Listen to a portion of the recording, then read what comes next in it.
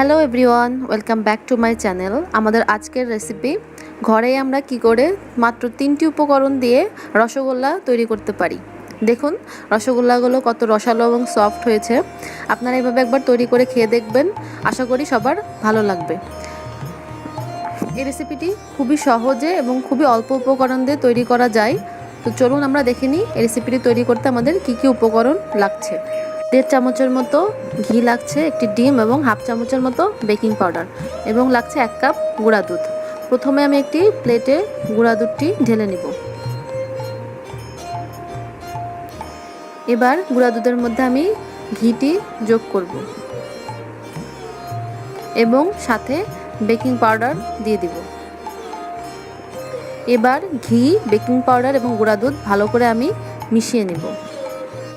সবগুলো উপকরণ একসাথে ভালোভাবে মিশিয়ে নিচ্ছি।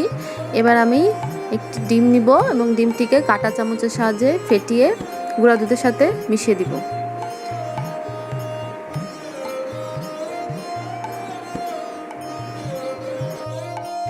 সবগুলো উপকরণকে আমি একসাথে ভালোভাবে মাখিয়ে নিচ্ছি।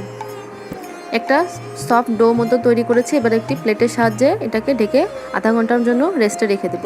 এবার আমি অন্য একটি পাত্র নিব। এতে আমি 1 কাপ চিনি যোগ করলাম এবং এর মধ্যে আমি 3 কাপ জল দিয়ে দিব।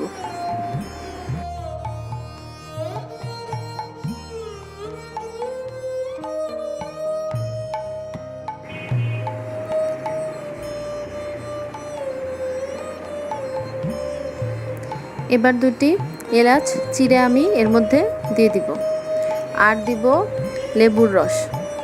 আমি এখানে 1/4 মতো লেবুর রস নিয়েছি। এবার ডো থেকে কি করে রসগোল্লার বলগুলো তৈরি করব সেটা দেখিয়ে নিচ্ছি। আমি প্রথমে হাতে একটু ঘি মাখিয়ে নিয়েছি এবং পুরো ডোটাকে একবার একটু মাখিয়ে নিয়েছি। এবার আমি ছোট ছোট বল তৈরি করে দেখে নিচ্ছি আমার এখান থেকে কয়টা মিষ্টি তৈরি হবে। দেখুন আমাদের এখানে 9টার মতো বল হয়েছে। এবার আমি প্রত্যেকটা বল হাতে নিয়ে ভালো মতো এগুলোকে ঘিয়ের সাহায্যে মাখিয়ে নিব।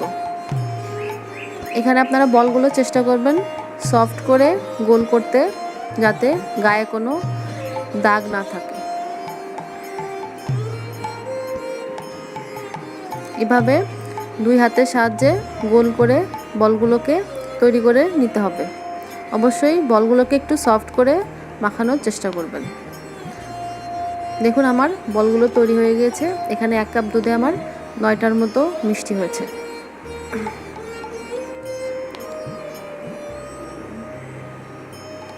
এবার আমি চুলাটা অন করে হাই ফ্লেমে যে চিনির মিশ্রণটা তৈরি করেছিলাম ওটি দিয়ে দিলাম এবং এটাকে ফুটতে দিতে হবে। যখন এভাবে একটু ফোটা শুরু হবে এবং চিনিগুলো ভালোভাবে গলে যাবে, তখন আমি এর মধ্যে যে বলগুলো তৈরি করেছিলাম সেগুলো দিয়ে দিলাম। চুলার আঁচটা আপনারা মিডিয়াম থেকে হাইয়ের মধ্যে রাখবেন।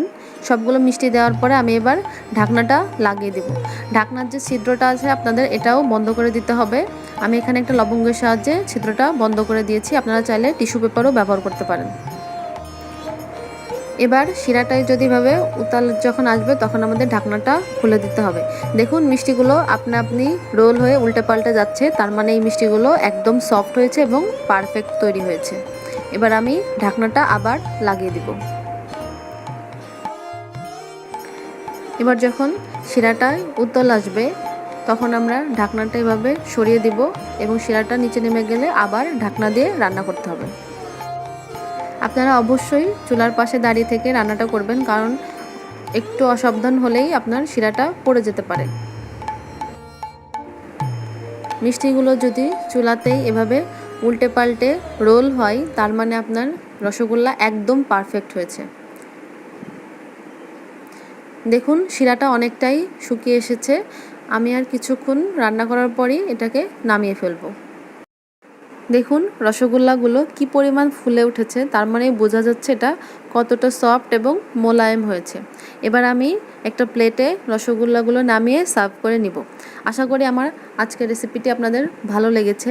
ভালো লাগলে অবশ্যই ট্রাই করবেন এবং কমেন্ট সেকশনে আমাকে জানাবেন। সবাই ভালো থাকবেন। ধন্যবাদ।